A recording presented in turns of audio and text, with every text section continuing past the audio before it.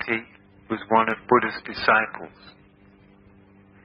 He was able to understand the potency of emptiness, the viewpoint that nothing exists except in its relationship of subjectivity and objectivity.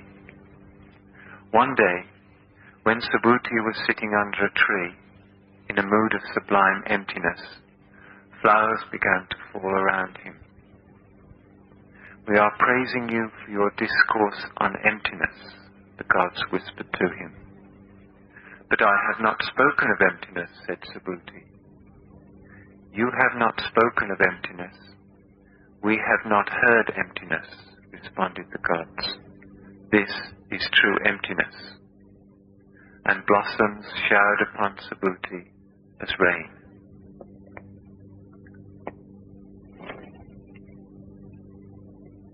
Yes, it happens.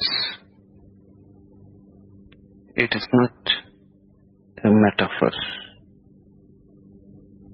It is a fact.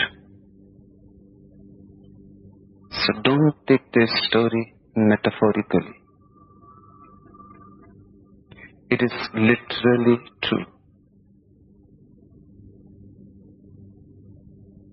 Because the whole existence feels happy, blissful, ecstatic, when even one individual soul achieves the ultimate. We are part of the whole, and the whole is not indifferent to you. Cannot be. How a mother can be indifferent to a child, her own child? It is impossible. When the child grows, the mother also grows with him. When the child is happy, the mother is also happy with him. When the child dances something in the mother also dances. When the child is ill, the mother is ill. When the child is miserable, the mother is miserable. Because they are not two. They are one. Their hearts beat in a rhythm. The whole is your mother. The whole is not indifferent to you. Let this truth penetrate as deeper as possible in your heart. Because even this awareness that the whole feels happy with you will change you. Then you are not alienated. Then you are not a foreigner here. Then you are not a homeless wanderer. Then this is a home. And the whole mothers you, cares about you, loves you.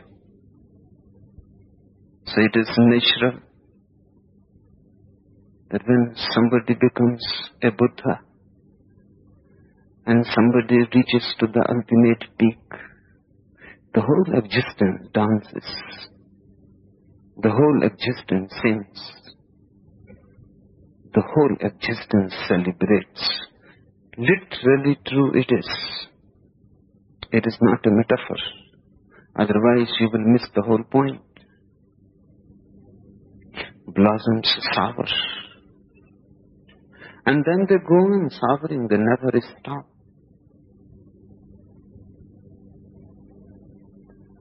The blossoms that soured for Buddha are still souring. The blossoms that soured for Subhuti are still sour. You cannot see them. Not because they are not souring, but because you are not capable of seeing them. Existence goes on celebrating infinitely. for all the Buddhas that have happened, for all the Buddhas that are happening, and for all the Buddhas that will happen. Because for existence, past, future and present don't exist. It is a continuity. It is eternity. Only the now exists, infinite now. They are still sovereign, but you cannot see them. Unless they sover for you, you cannot see them. And once you see them sovereign for you, you will see them they are being sovereign for every Buddha, for every enlightened soul. The first thing, existence cares what happens to you. Existence is continuously praying that the ultimate should happen to you. In fact, you are nothing but a hand extended by the whole to reach the ultimate. You are nothing but a wave coming from the whole to touch the moon. You are nothing but a flower opening so that the whole is filled with fragrance through you. If you can drop yourself, those flowers can shower this very morning, this very moment. Gods are always ready. Their hands are always full with flowers. They simply watch and wait. Whenever somebody becomes a subhuti, empty, whenever somebody is absent, suddenly the flowers start showering.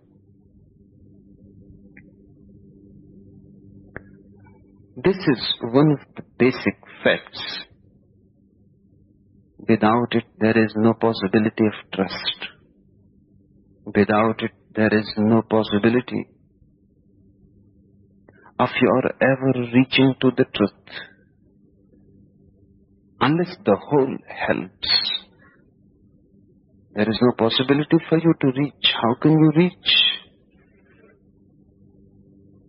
And ordinarily, just opposite is our mind.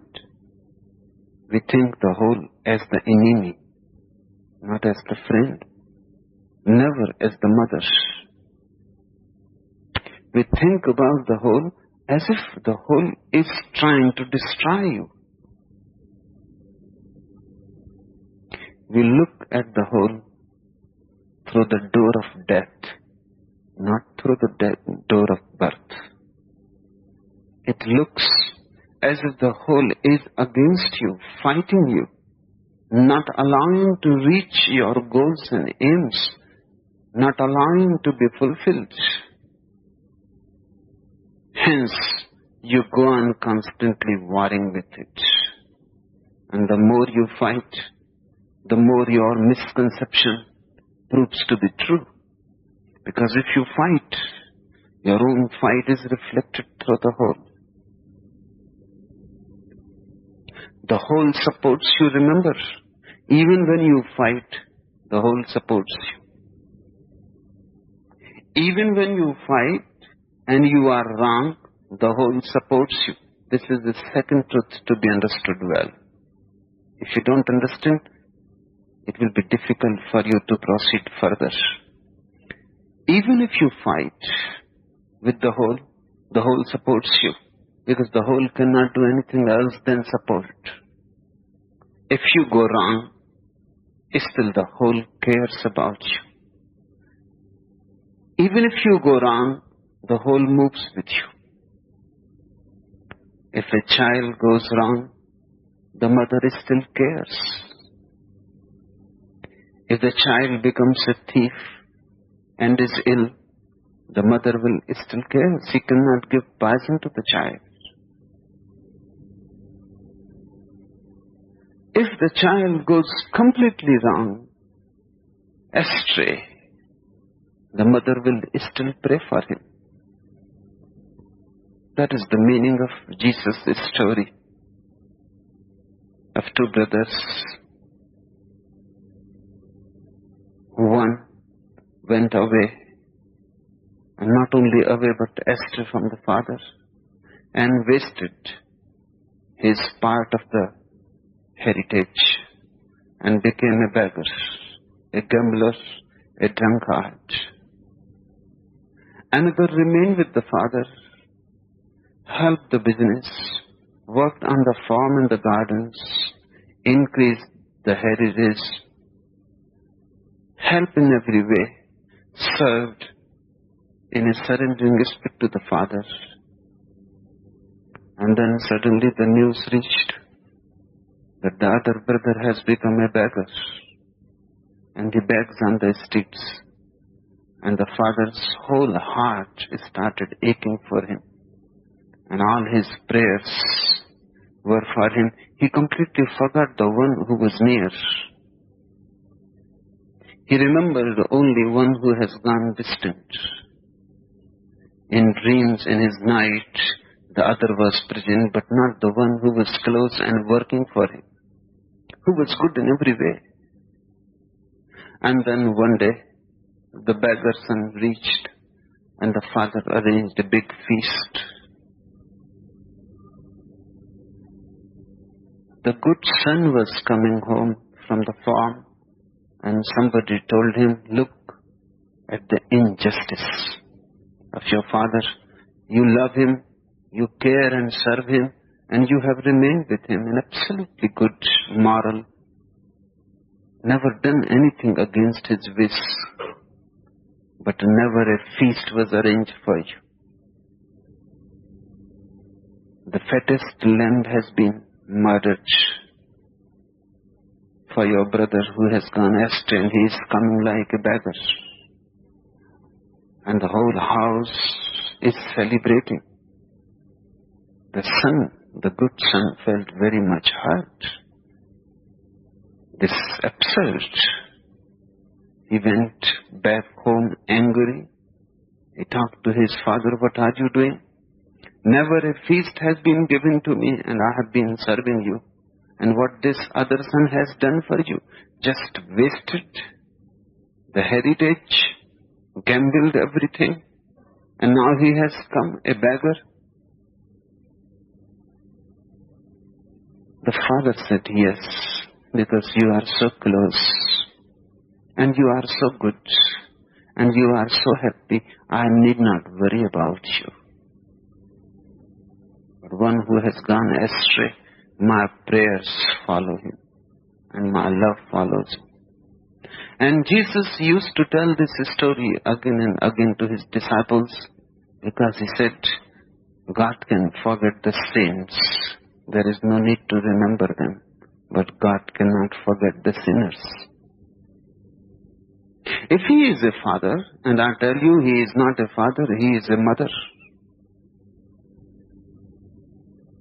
A father is not such a deep phenomenon as a mother. That's why Hindus call him the mother. God is mother, a mothering. And Jesus said, whenever it happens, if a shepherd is coming back home and the sheep is lost, he leaves all the sheep in the forest in the dark night and goes to search and seek for the last one. And when the last sheep is found, he carries the last sheep on his shoulders, and he rejoices, and he comes home back, and he feels very happy because one who was lost has been found. Whenever it happens, we are all lost sheep. Whenever a sheep is found again, the shepherd rejoices, flowers start showering. Deities, gods, are not persons. In the East, they are natural forces. Everything has been personified just to give it a heart to it, a heartbeat, just to make it more caring. So Hindus, Buddhists, they have converted all the natural forces into gods, and they are right. When Subhuti attained to emptiness, gods started sovereign. And the meaning is very beautiful. The sun is a god for Hindus and Buddhists. The sky is a god. Every tree has its own god, deity. The air is God. The earth is God. Everything has a heart, that is the meaning. Everything feels, that is the meaning. Nothing is indifferent to you, that is the meaning. And when you attain, everything celebrates. Then the sun shines in a different way. The quality has changed. To those who are ignorant, everything remains the same. The sun shines in the old way. Because the change of quality is very subtle, and only one who is empty can feel it. It is not grass. The ego cannot feel it. The grass is the field of the ego. The subtle can be felt only when there is no ego. Because it is so subtle, if you are there, you will miss it. Even your presence will be enough disturbance. When one is totally empty, the quality of the sun immediately changes. They have a welcoming poetry about them.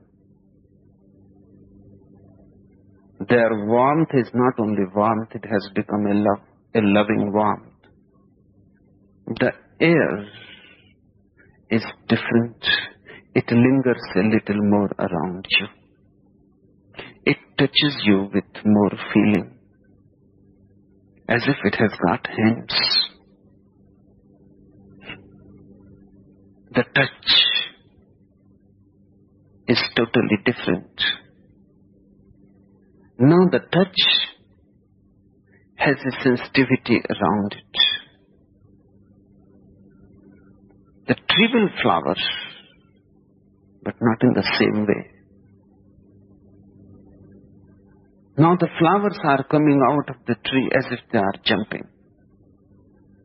It is said that whenever Buddha passed through a forest, trees will start blossoming even when it was not season for them. It has to be so. Because man can err to recognize Buddha, how trees can err. Because man has a mind, and the mind may miss. But how the trees can miss? They don't have any minds. And when a Buddha walks in a forest, they start blossoming. It is natural. It has to be so. It is not a miracle. But you may not be able to see those flowers. Because those flowers are not really physical. Those flowers are the feelings of the trees. When Buddha passes, the tree trembles in a different way. Throbs in a different way. Is no more the same. This is the meaning. The whole cares for you. The whole is your mother. Now try to understand this parable, one of the best. Subhuti was one of Buddha's disciples. Buddha has thousands of disciples. Subhuti was just one of them. Nothing special about him.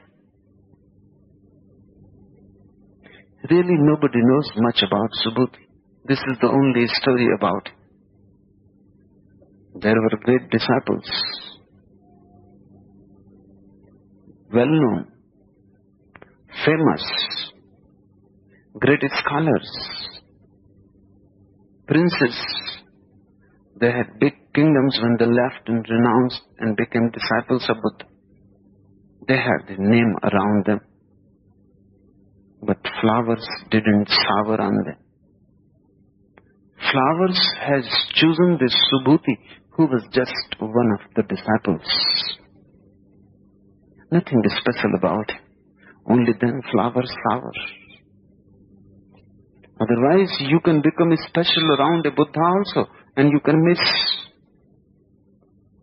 You can feel egoistic about being near Buddha also. You can create a hierarchy. You can say that I am not an ordinary disciple. I am something special. I am just next to Buddha. Others are just ordinary, a crowd. But I am not a crowd. I have a name, an identity of my own. Even before I came to Buddha, I was somebody. And they remained somebody. Sariputra came to Buddha. When he came, he had come with 500 disciples of his own. He was a master. Of course, a master, unenlightened, knowing nothing, and still feeling that he knows, because he was a great scholar. He knew all the scriptures. He was a born Brahmin, and a very talented one, a genius. From his very childhood, he was known for his great memory. He could memorize anything.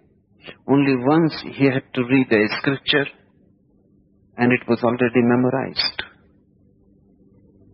He was known all over the country. When he came to Buddha, he was somebody. He became a disciple of Buddha, but he remained somebody. That somebodyness became the barrier. And these gods are just, seem to be very irrational. And they have chosen a disciple, Subhuti, who was just one in the crowd.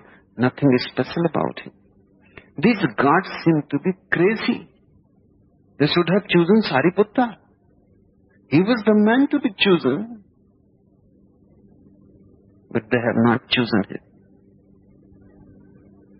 They have not chosen Ananda, Buddha's cousin brother. Buddha's shadow continuously for 40 years. For 40 years, not for a single moment, he was away from Buddha. He will sleep in the same room. He will move with Buddha continuously by the side. He was the most well-known person. All the stories that Buddha have said, he starts telling them to Ananda. He says, Ananda, it happened this way. Ananda, once it happened. Anand and Anand and Anand, he goes on repeating his name, but these gods are crazy. They have chosen Subhuti. And nobody, remember, only nobodies are chosen. Because if you are somebody in this world, you are nobody in the other world. If here you are a nobody, you become somebody in the other world. Values differ. Here, gross things are valued. There, subtle things are valued. And the most subtle, the subtlest is not to be. Subhuti lived in the crowd.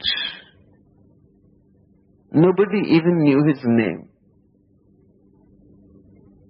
And when this news reached that flowers are showering on Subhuti.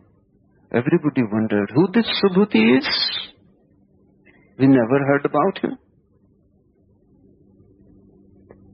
Has it happened by some accident?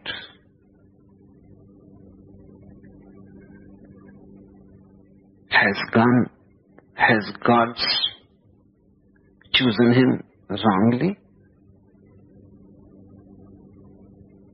Because there were many who were higher in hierarchy. Subhuti must be the last. This is the only story about Subhuti. Try to understand it well. When you are near a great master, be a nobody. Gods are crazy. They will choose you only when you are not. And if you try to be, the more you succeed in to be somebody, the more you will miss. This is what we are doing in the world, and this we start doing around the Buddha also. You crave for riches. Why? Because with riches, you become someone. You crave for prestige and power. Why? Because with power and prestige, you are not ordinary. You crave for learning, scholarship, knowledge. Why? Because with knowledge, you have something to be proud of. But gods will not choose you that way. They have their own way of choosing. If you are yourself beating your drum too much, there is no need for gods to shower flowers on you. You are throwing flowers upon yourself. There is no need. When you stop being proud about anything, suddenly the whole existence starts being proud of you. Jesus says that those who are first in this world will be the last in the kingdom of my God. And those who are last will be the first. It happened that a very rich man died, and the same day a beggar in the town also died. The name of the beggar was Lazarus. The rich man went directly to the hell, and Lazarus directly to heaven. The rich man looked up and saw Lazarus sitting near God, and he cried from heaven that there seems that something has gone wrong. I should be there, and this beggar Lazarus should be here. And God laughed. And he said, those who are last should become the first, and those who are first should become the last. You have enjoyed being first enough. Now let Lazarus enjoy it a little.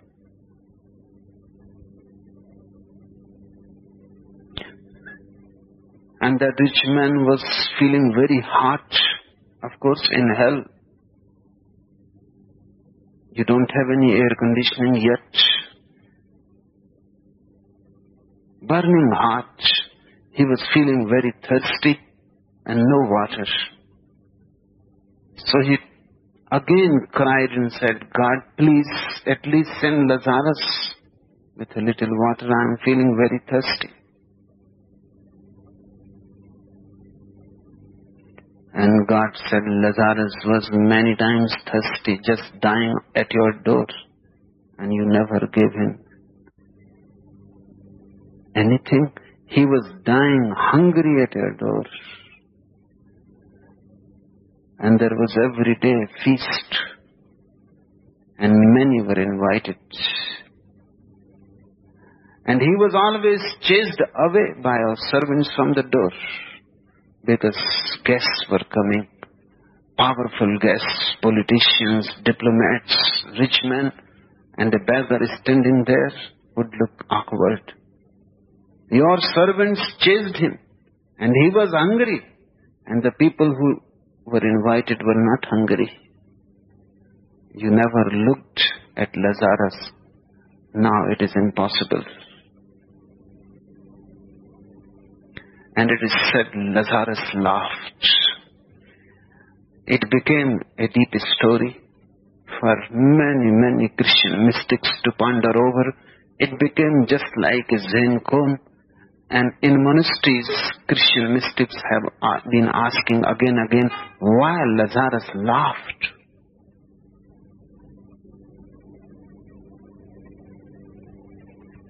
He laughed at the absurdity of things.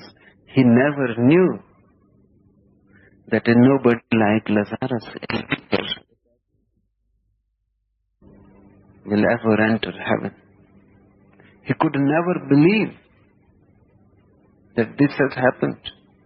And he could not believe the other thing also, that a rich man, the richest in the town, should go to the hell.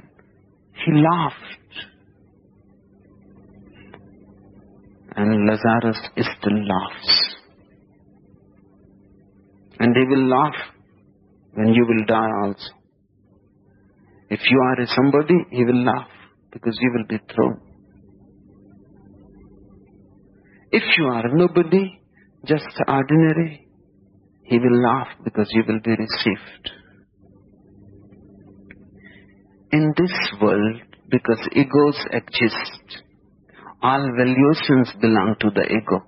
In the other world, the other dimension, valuation belongs to egolessness. Hence, Buddha's emphasis on no selfness, anatta. He said, don't believe even that I am a soul, because that too can become a subtle ego. Don't say, Aham Brahmasmi, I am Brahma, I am the ultimate self. Don't say even that, because the I is very tricky. It can deceive you. It has deceived you for many, many lives. It can go on deceiving you. Simply say, I am not, and remain in that notness. Remain in that nothingness. Become empty of the self. One has to get rid of the self. Once the self is thrown away, nothing is lacking.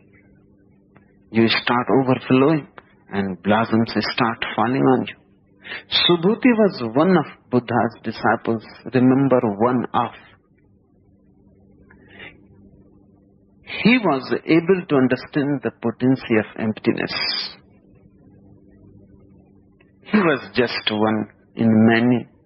That's why he was able to understand the potency of emptiness. Nobody talked about him. Nobody knew about him. He walked, he followed Buddha on many, many paths, his travels. Nobody knew that he is also there. If he had died, nobody would have become aware. If he has escaped, nobody would have known, because nobody ever knew that Subhuti was there. He knew by and by, being nobody, he knew the potency of emptiness. What is the meaning of it? Because the more he became a non-entity, the more he felt that the Buddha is coming closer to him. Nobody was aware, but Buddha was aware. Everybody wondered when these flowers showered on him. But it was not a surprise to Buddha. When it was reported to him that something has happened to Subhuti, Buddha said, I was waiting any moment it was going to happen. Because he has erased himself so much. Any day it was going to happen. There is no surprise in it for me. He was able to understand the potency of emptiness by being empty. You don't know the power of emptiness.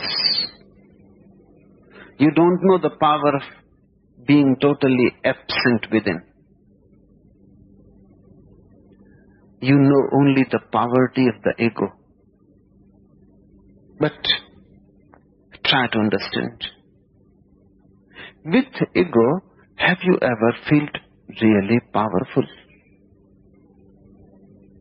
With ego, you always feel impotent. That's why the ego says, make your empire a little bigger so that you can feel you are powerful. No, this house won't do, a bigger house is needed. No, this much bank allowance won't do, a bigger bank allowance is needed. No, this much fame won't do, a little more. The ego always asks for more. Why? If it is powerful, why go on asking for more? The very craving for more shows that the ego feels impotent. You have 1,000,000 rupees and you are impotent. The ego says, no, 1,000,000 won't do. Have 10 million of rupees. And I tell you, with 10 million rupees, you will be tenfold more impotent. That's all. And then the ego will say, no, this can't do. Nothing can do with ego. Everything proves only that you are impotent, powerless. The more power you gain, the more powerless you feel. In contrast, the richer you become, the poorer you feel.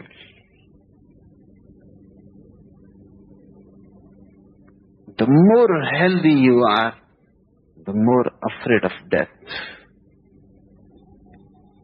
More young, and the old age is coming nearer. The opposite is just around the corner. And if you have a little understanding, the opposite is just reaching you around your neck. The more beautiful, the more you feel the inner ugliness. Ego has never felt powerful. It only dreams of power. It thinks of power. It contemplates about power. But those are simply dreams and nothing else. And dreams are there just to hide the impotence that is within you. But dreams cannot hide the reality. Whatsoever you do, from here or from there, from a loophole, again the reality comes in and shatters all dreams. Ego is the most important thing in the world. But nobody realizes. Because it goes on asking for more. It never gives you a space to look at the situation. Before you become aware, it pushes you further and further somewhere. Always the goal is somewhere near the horizon. And it is so near you think, by the evening I will reach.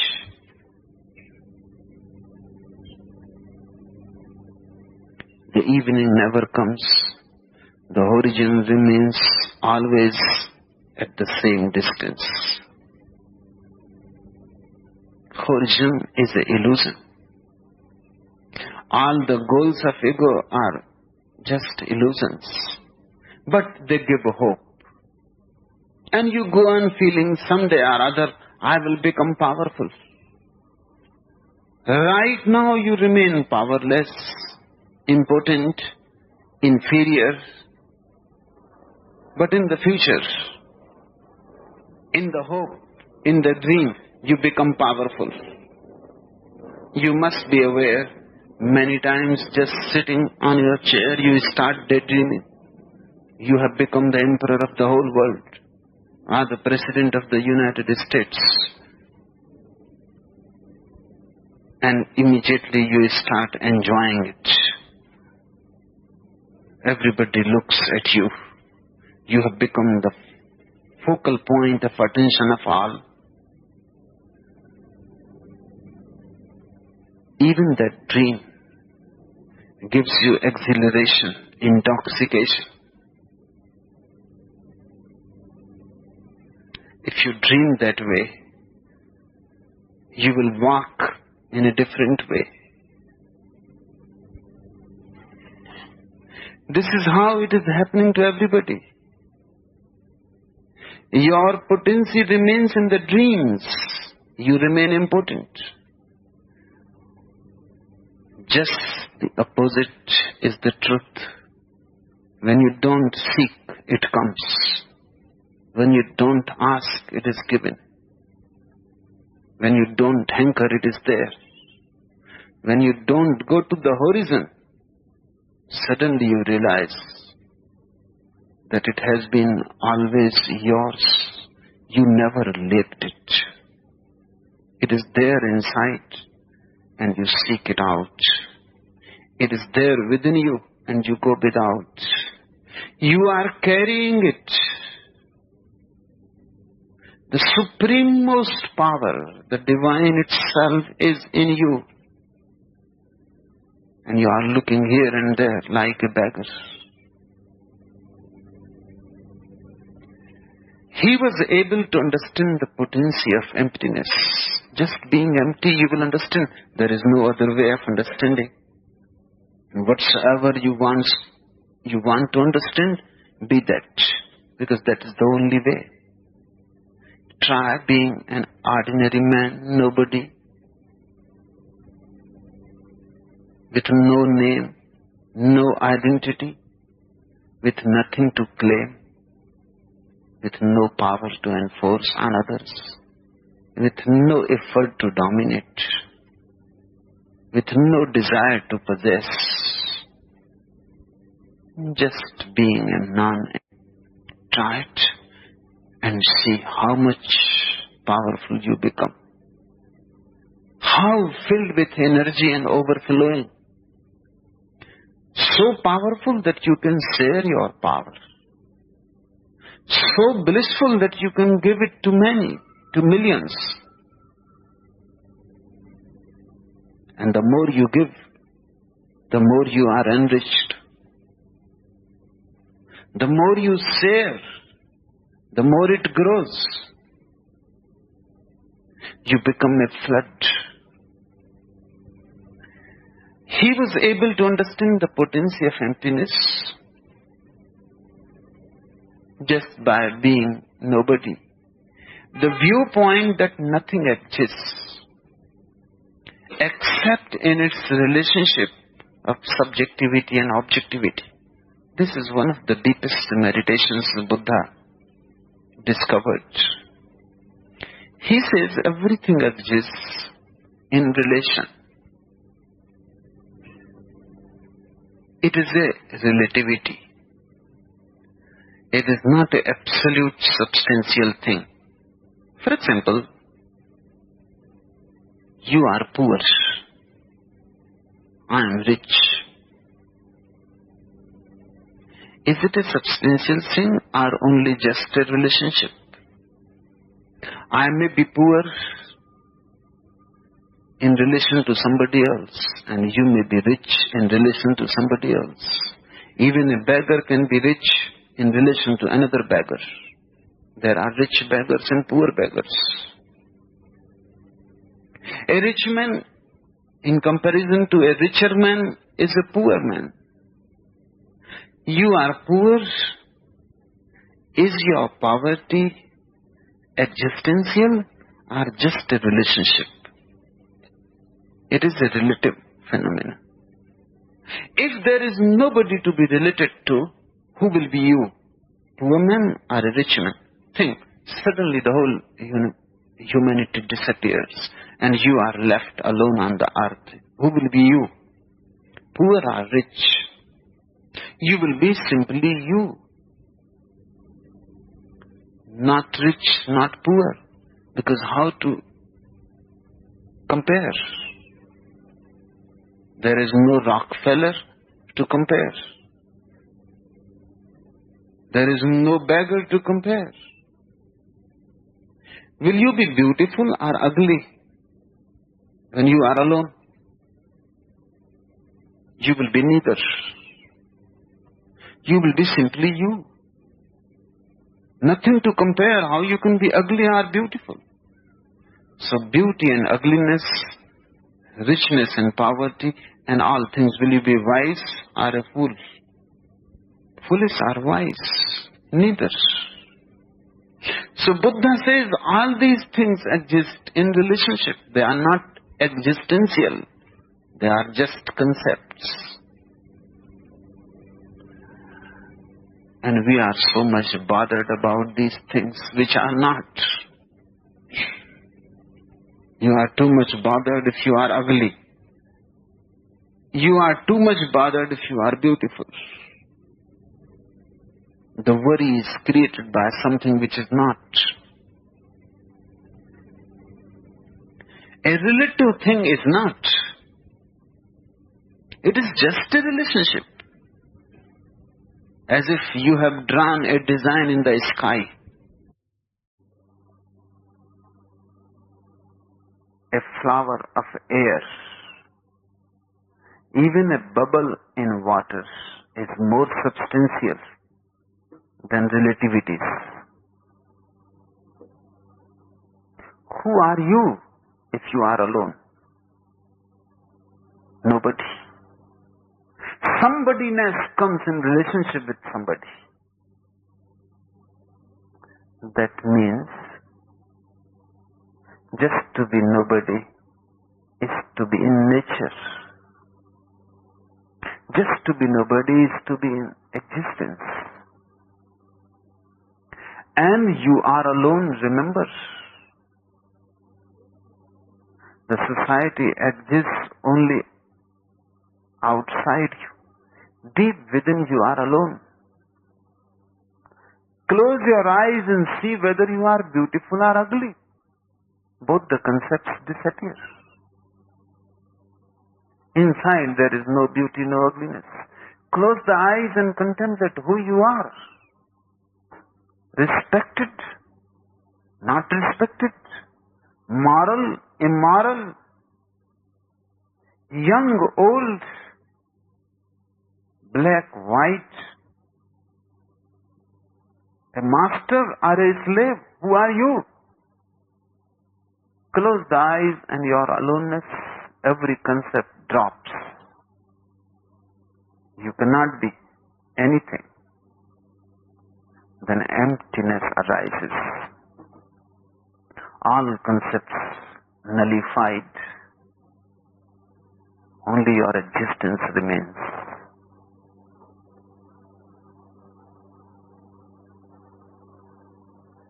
This is one of the deepest meditations Buddha discovered. To be nobody. And this has not to be forced.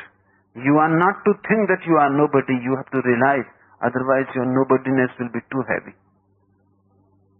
You are not to think that you are nobody. You have to simply realize that all things that you think you are relative. And truth is absolute. It is not relative. Truth is not relative. It does not depend on anything. It is simply there. So find out the truth within you and don't bother about relationships. They differ. Interpretations differ. And if interpretations change, you change. Something is in fashion. If you use it, you are modern, appreciate it. Something has gone out of fashion. If you use it, you are out of date. You are not respected.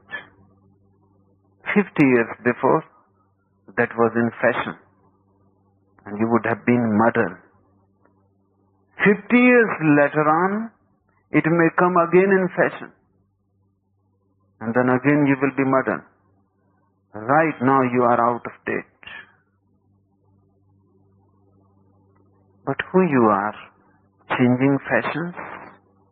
Changing concepts, relativities? One of my friends, he was a communist, but a very rich man. And he never felt the contradiction. He was a bourgeois, well-fed, never worked by his hand. He had many servants. He belonged to an old royal family. And then he went to Russia in 1940. Came back and he told me that wherever I went, I started feeling guilty there. Because whenever I will shake hands with anybody, I could feel immediately that the other has felt that my hands don't carry any marks of a laborer. They are not proletarian. They are bourgeois, soft, feminine. And immediately the other person's face will change and he will leave the hand as if the man is untouchable. He told me in India, whenever I will shake hands with anybody, my hands are appreciated. They are beautiful, feminine, artistic. In Russia, I felt so guilty about my hands that even I started to think how to destroy their softness. So nobody looks at me as an exploiter, a bourgeois, a rich man, because labor has become a value. If you are a proletariat in Russia, you are somebody. If you are a rich man, you are a sinner. Anything is just a relative concept.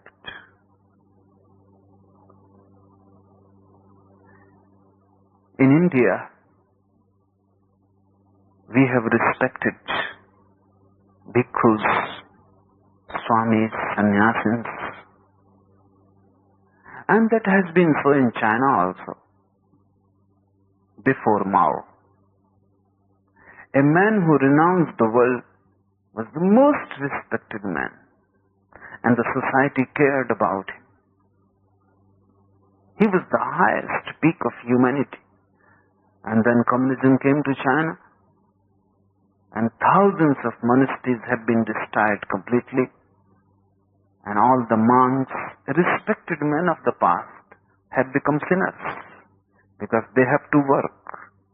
You can eat only if you work, and begging is exploitation. It has been prohibited by the law. Now nobody can beg. If Buddha is born in China, it will be very difficult for him now. He will not be allowed to beg. He will be thought an exploitator.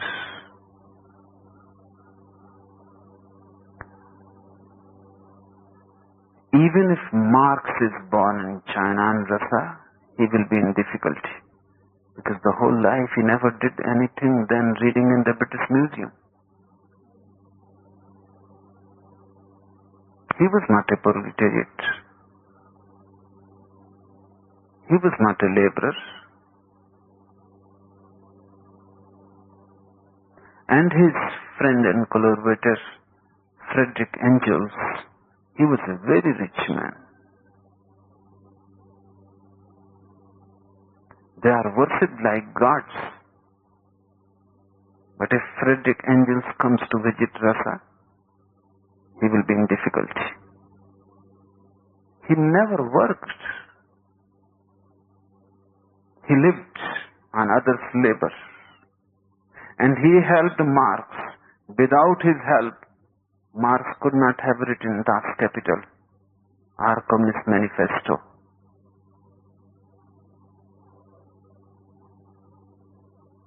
But now, it is different. In Rasa, he will be in difficulty. The fashion has changed. Concepts change. Remember this, that which changes is relative, and that which remains unchanging is absolute, and your being is absolute. It is not part of relativity. The viewpoint that nothing exists except in its relationship of subjectivity and objectivity. If you understand this standpoint well, contemplate on it, meditate on it, suddenly you are illuminated within and you see that everything is empty. One day, when Subhuti was sitting under a tree, in a mood of sublime emptiness, remember the word sublime emptiness, because sometimes you also feel empty, but that is not sublime. Sometimes you also feel empty, but not ecstatic emptiness, a depression, a negative emptiness, not a positive emptiness. And this distinction has to be remembered. A negative emptiness means you are feeling a failure, not understanding. You have tried to achieve something in the world and you have not achieved. You feel empty because the thing you desired you couldn't get. The woman you wanted you couldn't get, you feel empty. The man you were after escaped, you feel empty. The success that was in your dreams could not happen, you feel empty. This emptiness is negative. This is a sadness, a depression, a frustrated state of mind. If you are feeling that way empty, remember, flowers will not shower on you. Your emptiness is not real, not positive. You are still after things. That's why you are feeling empty. You are still after the ego. You wanted to be somebody and could not. It is a failure, not an understanding. So remember, if you renounce the world through a failure, it is not renunciation. It is not sannyas. It is not true. If you renounce the world through understanding, that is totally different. You don't renounce it as a sad effort, frustration within, failure all around. You don't do it like a suicide. Remember, if your sannyas is a suicide, then flowers will not shower on you. You are leaving. You must have heard Aesop's fable. A fox was passing, and there were grapes, but the wine was high on a tree. She tried and jumped, but they were beyond her reach. So she went away saying that they are not worth, they are not still sweet and ripe. They are sour. She couldn't reach. But it is difficult for the ego to realize that I am a failure. Rather than recognizing that I have failed, they were beyond my reach, the ego will say they were not worth. Your many sannyasins, so-called saints, are just like that Aesop's fox. They have renounced the world not because they understood the futility of it, but because they were failure and it was beyond their reach. And they are still filled with grudge and complaint. You go to them and they still will be against talking that the wealth is dirt. And what is a beautiful woman? Nothing but bones and blood. To whom they are trying to convince. They are trying to convince themselves the grapes are sour and bitter. Why talk about women when you have left the world? And why talk about wealth when you have not concerned about it? A deep concern still exists. You cannot accept the failure yet. An understanding has not arisen. Whenever you are against something, remember, understanding has not arisen, because in understanding, for and against both disappear. In understanding, you are not inimical to the world. In understanding, you are not condemning the world and the people there are. If you go on condemning, your condemnation shows that somewhere there is a wound and you are feeling jealous, because without jealousy there can be no condemnation. You condemn people because somehow, somewhere unconsciously you feel they are enjoying and you have missed. You go on saying this world is just a dream. But if it is really a dream, then why insist that it is a dream? Nobody insists about dreams. In the morning you wake up and you know it is a dream, finished. You don't go telling people that whatsoever you are is a dream. Remember one trick of the mind. You try to convince people about something just to convince yourself. Because when the other feels convinced, you feel okay. If you go and talk to people that sex is sin, and they are convinced, or they cannot refute you, you come happy.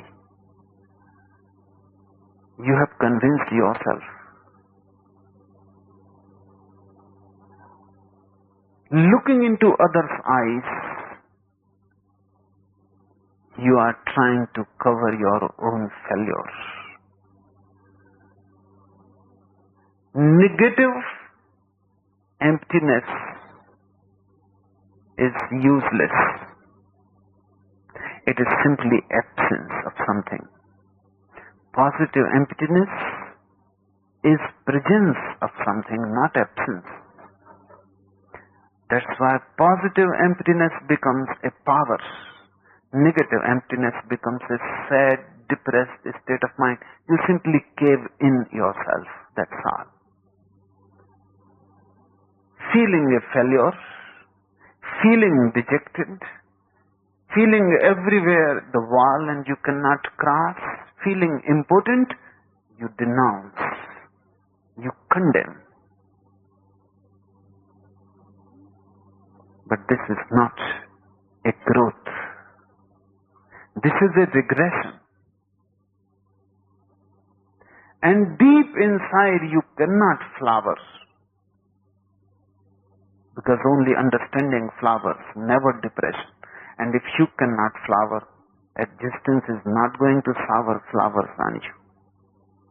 Existence simply responds you. Whatsoever you are, the existence gives you more of that. If you have many flowers within your being flowering, millions times more flowers will shower on you. If you have a deep depression, the existence helps that too. Million times more depression will come to you. Whatsoever you are will knock at your door. Whatsoever you are will be given to you more and more. So be careful and be alert. And remember, a sublime emptiness is a positive phenomenon. One is not a failure. One simply looks at the things and understands that dreams cannot be fulfilled. And then one never feels sad. One feels happy that I have come to this understanding that dreams cannot be fulfilled. One never feels depressed, hopeless. One feels simply happy and blissful because I have come to an understanding. Now I will not try the impossible. Now I will not try the futile. And one never says that the object of desire is wrong. When you are in positive sublime emptiness, you say desire is wrong, not the object of desire. This is the difference. Negative emptiness, you say the object of desire is wrong. So change the object. If it is wealth, money, power, drop it. Make the object God, liberation, heaven. Change the object. If emptiness is perfect and sublime and positive, you don't see the object as wrong. You simply see desire is futile. Objects are okay, but desire is futile. Then you don't change your desire from one object to another object. You simply drop the desire itself. Non-desiring, you flower. Desiring, you become more and more paralyzed and dead. One day when Subhuti was sitting under a tree in a mood of sublime emptiness, empty but happy, empty but filled, empty but not lacking, empty but overflowing, empty but at ease at home.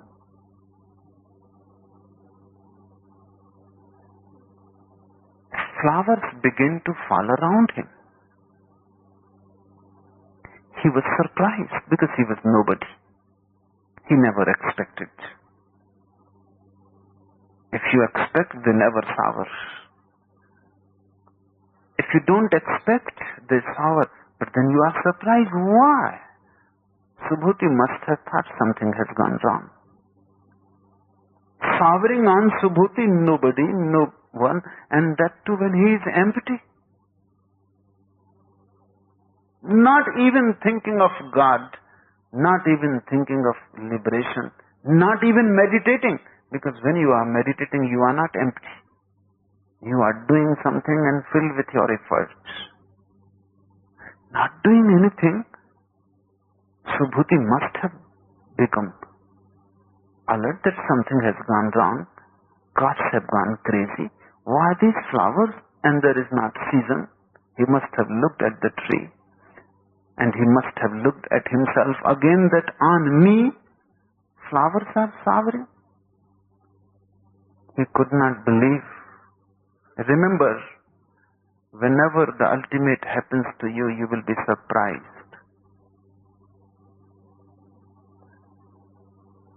Because you never expected it. You were not waiting for it even. You were not hoping.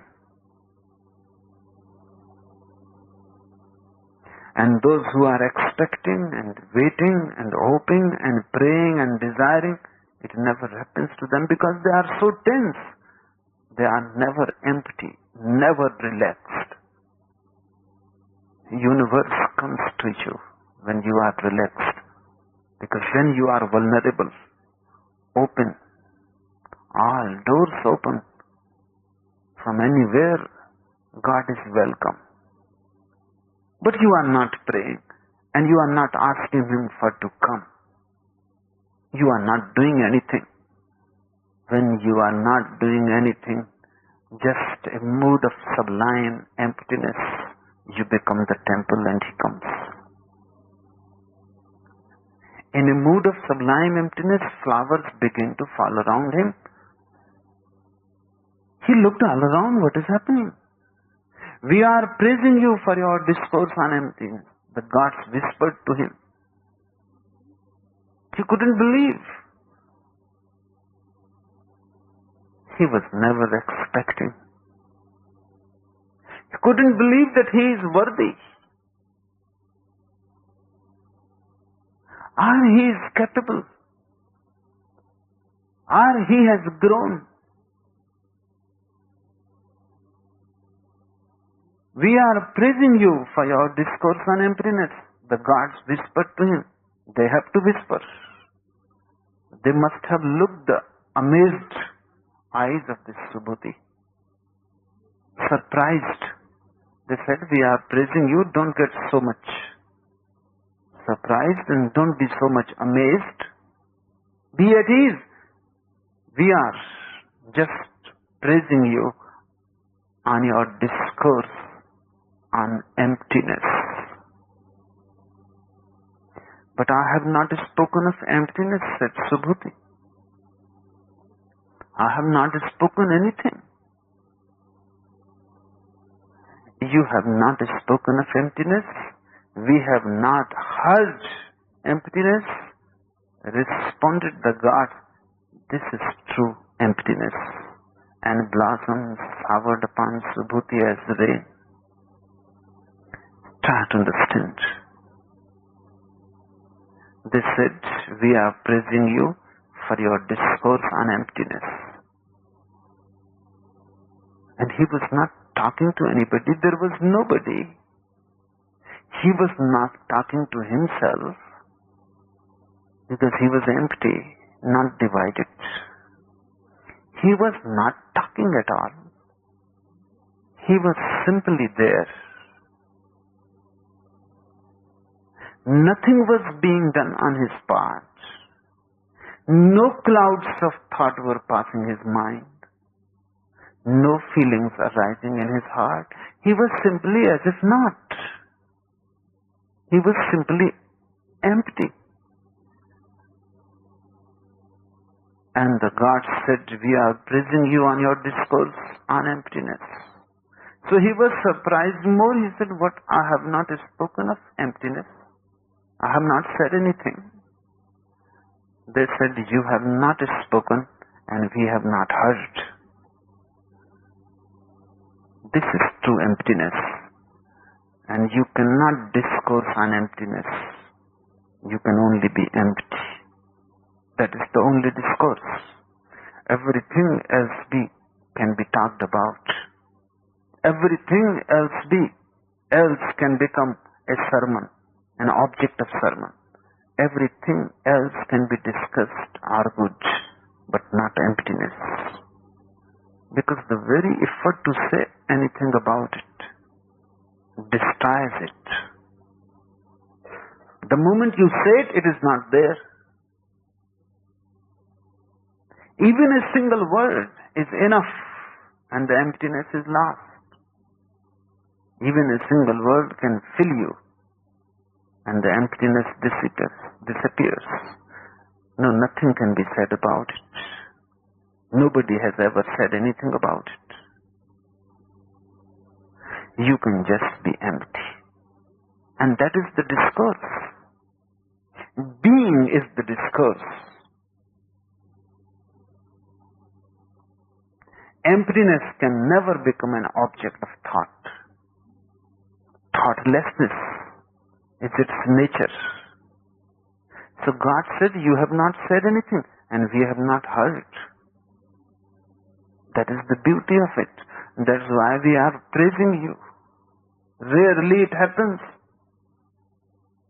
that somebody is simply empty. This is true emptiness. And he was not even aware that is emptiness. Because if you are aware, something foreign has entered into it. You are divided. You are split. When one is really empty, there is nothing else than emptiness. Not even the awareness of emptiness. Not even the witness is there. One is perfectly alert. One is not asleep.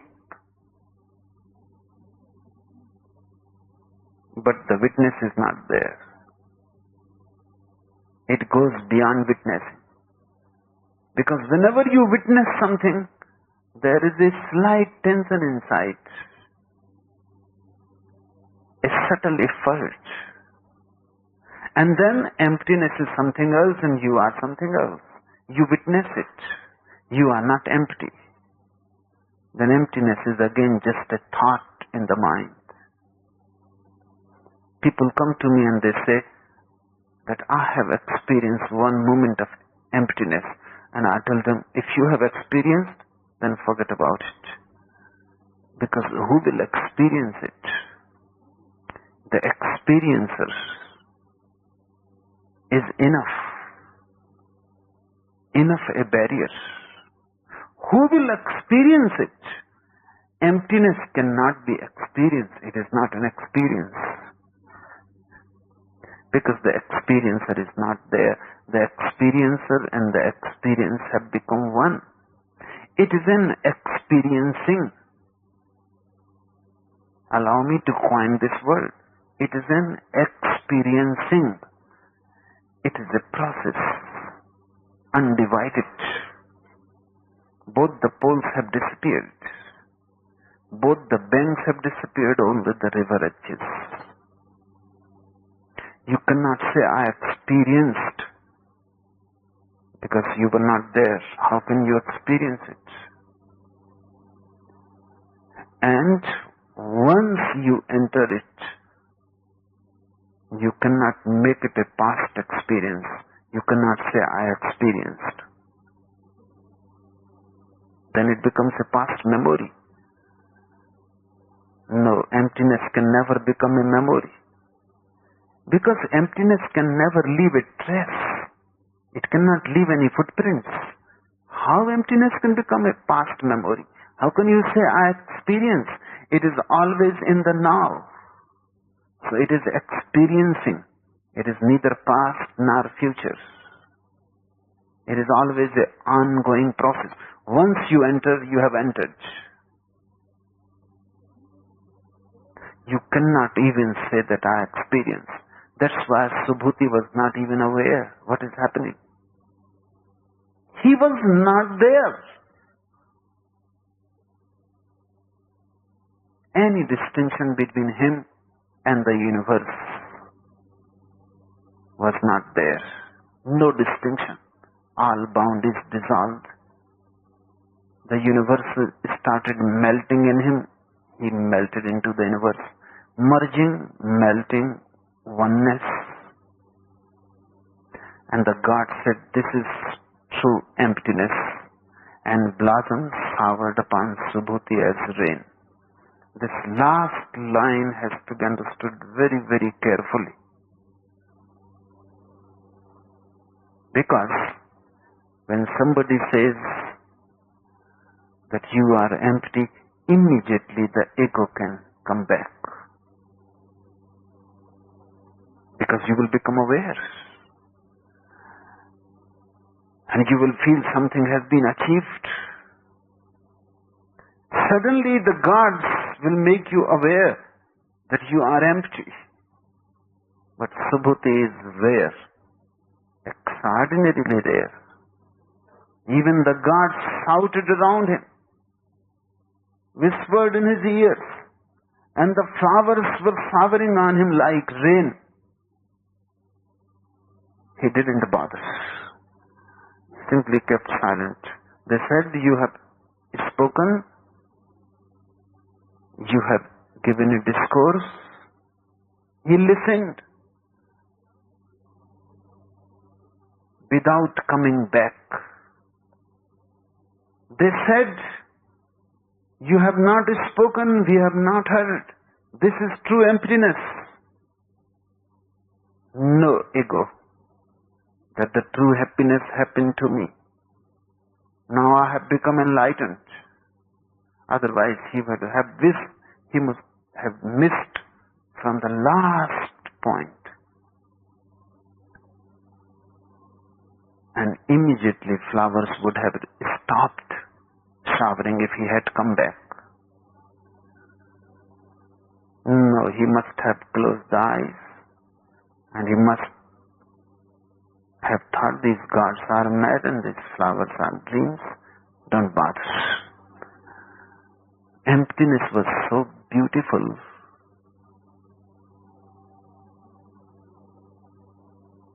That now nothing can be more beautiful than that. He simply remained in his sublime emptiness. That's why, and blossoms showered upon Subhuti as rain. Now they were not falling few here and few there. No, they were showering. Like rain. This is the only story about Subhuti. Nothing is said about him anymore. Nowhere he is mentioned again. But I tell you, the flowers are still showering. Subhuti is no more under any tree. Because when one becomes really totally empty, one dissolves into the universe. But the universe still celebrates him. The flowers go on showering. But you will be able to know them only when they shower for you. When God knocks at your door, only then you know that God is never before. All arguments are futile. All discourses not to the point. Unless God knocks at your door. Unless it happens to you, nothing can become a conviction. I say about Subhuti because this happened to me, and this is not a literal thing. And this is not a metaphor. It is literal. I had read about Subhuti before, but I thought that it is a metaphor. Beautiful, poetic. I had never even a slight notion that this happens actually. I had never thought that this is a realistic phenomenon, a real thing that happens. But now I tell you, it happens. It happened to me. It can happen to you. But a sublime emptiness is needed. And never be confused. Don't ever think that your negative emptiness can ever become sublime. Your negative emptiness is like darkness. Sublime emptiness is like light. It is like a rising sun. Negative emptiness is like death. Sublime emptiness is like life, eternal life. It is blissful. Allow that mood to penetrate you deeper and deeper. Go and sit under trees. Just sit, not doing anything. Everything stops. When you stop, everything stops. time will not be moving. As if suddenly the world has come to a peak and there is no movement. But don't bring the idea that now I am empty, otherwise you will miss. And even gods will start showering flowers on you, don't pay much attention. And now you know the story. Don't even ask why. Subhuti had to ask. You need not. And even if they whisper by themselves that we have heard the true emptiness and the discourse on it, don't bother. And the flowers will shower like rain on you too, in a fatal